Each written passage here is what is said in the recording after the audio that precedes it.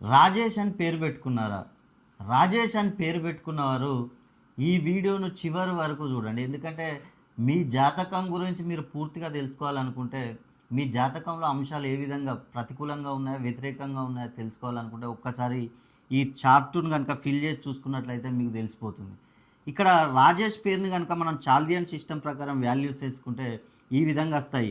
ఈ వాల్యూస్ను మనము దీంట్లో 9 గదుల బాక్స్లో ఫిల్ చేసినట్లయితే ఈ అంశాలు ఏ విధంగా ఉన్నాయనేది తెలుసుకోవచ్చు. ఇక్కడ 6 వాల్యూస్ కనుక తీసుకున్నట్లయితే 1, 2.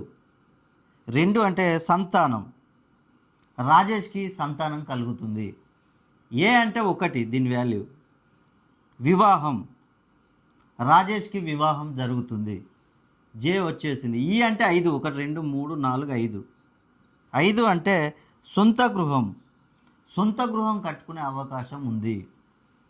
ఎస్ అంటే 3, 1, 2, 3. 3 అంటే రిలేషన్షిప్, రిలేషన్షిప్లో అందరితో, కుటుంబ సభ్యులతో, ఫ్రెండ్స్తో, అత్త మామ అక్క చెల్లి అందరితో కలిసి ఉంటాడు రాజేష్.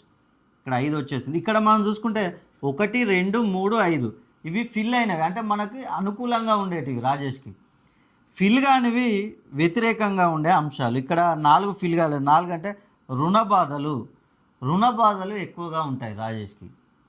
ఇక్కడ 6 ఫిల్ కాలేదు.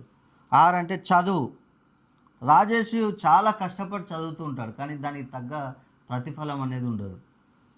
7 వ్యాపారం, రాజేష్ ఏ వ్యాపారం చేసినా కూడా వ్యాపారంలో నష్టాలు కష్టాలు ఎక్కువగా ఉంటాయి. 8 అనారోగ్యం, రాజేష్కి ఆరోగ్య సమస్యలు కూడా వచ్చే అవకాశం ఉంది. 9 రాజేష్ విదేశీ ప్రయాణం చేయాలనుకుంటాడు, అంత సులువుగా ఉండదు. అదేవిధంగా రాజేష్కి శత్రువులు కూడా ఎక్కువగానే ఉంటారు.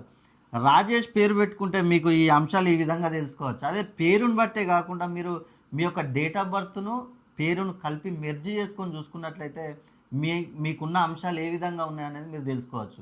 అదేవిధంగా రాజేష్ అని పేరు పెట్టుకొని మీకేమైనా సమస్యలు ఉన్నట్లయితే ఒక్కసారి మీ పేరులోని సంఖ్యాబలాన్ని పెంచుకోండి.